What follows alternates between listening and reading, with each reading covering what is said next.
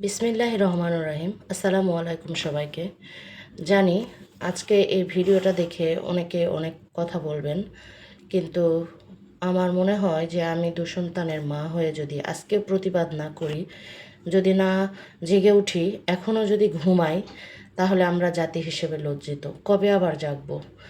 প্রথম কথা আসা যাক, মাইলস্টোনের এই ঘটনায় প্রত্যেকটা মানুষের মনকে নাড়া দিয়ে গেছে। আমরা যদি আজকেও না জাগি, আজকেও যদি এর প্রতিবাদ না করি, আবার কবে কোথায় কখন করব। আমরা প্রতিনিয়ত ঘুমাতে পারি না, কারণ আমাদের সবার ঘরেই সন্তান রয়েছে। আর অনাকাঙ্ক্ষিত হোক ঘটনা, যে ঘটনাই হোক, ঘটনায় দুর্ঘটনায়, কারণ দুর্ঘটনার কারণে হাত নেই। এটা যেমন সত্য, তেমনি কিছু গাফিলতি অবশ্যই রয়েছে। এর দায়ভার কে নেবে? এর দায়ভার কি বিমান বাহিনী নেবে, প্রশাসনিক কোনো নেবে, বড় রাজনৈতিক কোনো দল নেবে? যাই হোক, এসব প্রশ্ন সবার মনেই এখন রয়েছে। আর যে পাইলটটি মারা গেছেন, তৌকির আহমেদ, উনি দোষ দেব না। উনি যেহেতু কর্মরত অবস্থায় ছিলেন, উনি তো তার জীবন দিয়েই চলে গেছেন।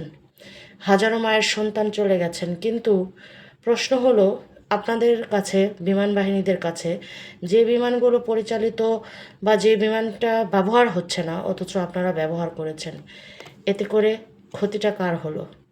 আমাদের হাজারো মায়ের বুক খালি হলো। এগুলো কি কখনো আপনারা ভেবে দেখেছেন? এগুলো প্রশ্ন রইল আপনাদের কাছে, আশা করি উত্তরটা দিয়ে যাবেন।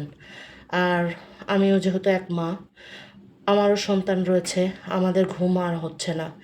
কারণ প্রতিনিয়ত আমাদের মনের ভিতরে একটাই কষ্ট, দুঃখ, এই বুঝি কিছু হবে, এই বুঝি আমার মাথার উপরে এসে পড়বে, এই বুঝি আমার সন্তানরা স্কুলে গেলে কিছু হবে।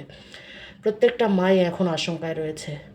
তাই আমি অনুরোধ করে, সবার কাছে বিনীতভাবে অনুরোধ করব, এই জিনিসগুলো বেশি অপপ্রচার না করে, যাতে করে আরও যারা চলে গেছেন তাদের আত্মার মাগফিরাত কামনা করছি। আল্লাহ তাআলা তাদেরকে জান্নাতুল ফিরদাউস দান করুন, এবং পরিবারগুলোকে, যাদের ক্ষতি হয়েছে, যাদের চলে গেছে, তাদেরকে আল্লাহ সহায় হন এবং এই কষ্ট, এই দুঃখ, যন্ত্রণা সব কিছু কাটিয়ে ওঠার তৌফিক দান করুন। নিশ্চয়ই তারা ফিরে আর আসবে না, এটা যেমন সত্যি, তেমনই এটাও সত্যি।